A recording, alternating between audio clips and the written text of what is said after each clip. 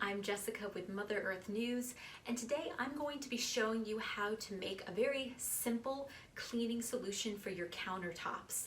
Now, this is a recipe that I found on our Mother Earth Living website, and we'll include the link to that in our comments section so you can go there and check it out yourself. So I'm going to be making this recipe today for you. It's very minimal ingredients, and it's a great alternative if you want to wipe down your countertops after a day of cooking with something that's a little less toxic and harmful than some of the other chemical cleaners on the market today. So to start, I'm going to show you the ingredients that I've gathered to make this. So first of all, you're going to need 1 cup of distilled water. I have some in a mug right here.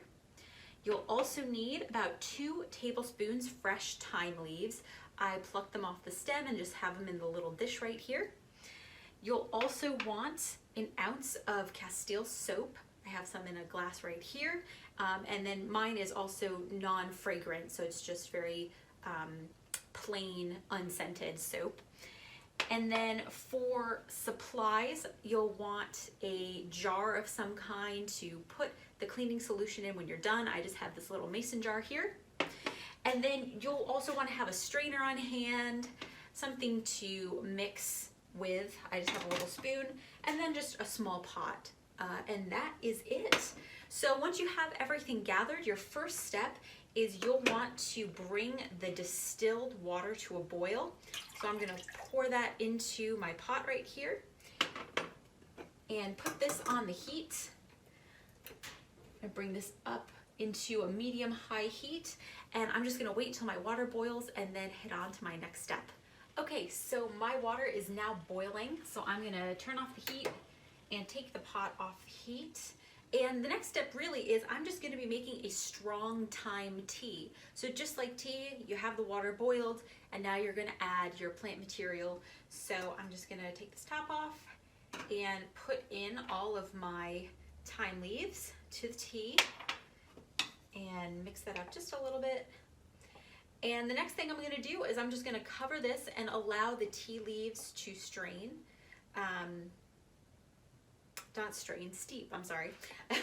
Allow the tea leaves to steep in the water until we get a nice strong thyme tea. So I'm going to cover that up and put this off the heat, and you'll want to make sure that it's completely cooled before you strain out the leaves so that you can get a nice strong thyme tea from the water. So I'm going to put this on a burner that's not hot. Let that sit for a while, and I'll come and check back on it occasionally until it has fully cooled. So this took a little bit of time, but now my pot is fully cooled down and the thyme tea has been steeping for quite a bit. So now it's ready for the leaves to be strained out. So this is where a second pot does come in handy. I'm going to strain it through the strainer into a second pot. So we're going to go do that next. And once you're done with the leaves, you can just compost them. So there goes the water. I'm going to push down on the leaves a bit to squeeze out any remaining water left. There we go. And I'll put this aside. And now in this pot, I just have the steeped thyme tea, so it should be pretty strong. And at this point, the next thing I'm going to do is add the Castile soap. I'm going to mix it in with the tea. So I'm just going to pour that right into the pot and mix it up a little bit. In the original recipe, there is an option to add essential oils if you'd like for an additional scent. I'm going to skip the oils for my countertop cleaner, but if you want to add a couple drops to your cleaner, you can do so. I would just encourage, if you're going to do that, to just make sure you're using essential oils that have been sustainably harvested, since it does take a lot of resources and effort to make those oils, so we want to make sure we're using them responsibly. So anyway, once you have the soap, and if you're using it, the essential oils mixed in, next you're just gonna put it into whatever container you're gonna store the cleaner. So again, I have this glass mason jar, And I have a nice spout on here, so that's going to be helpful to pour it into the jar. There we go. And here you are. This is a jar. There's a couple little leaves floating around in there, but no harm. But this is my cleaning solution.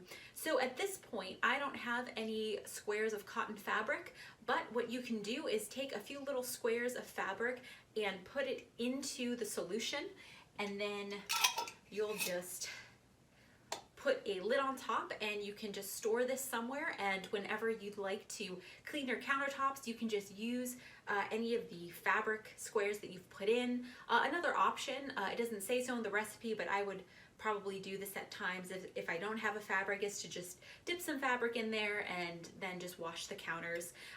And this solution is good for a week or two if you are consistently using it to clean with the fabric squares.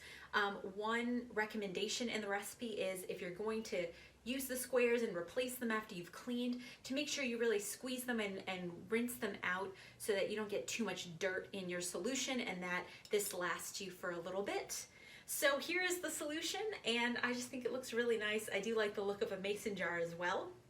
So I'll be using this to clean some of my countertops, since I'm moving actually from my apartment. So this is gonna come quite in handy. So anyway, if you want to go to the original recipe, you can follow the link that we'll put in the comment section to our Mother Earth Living website.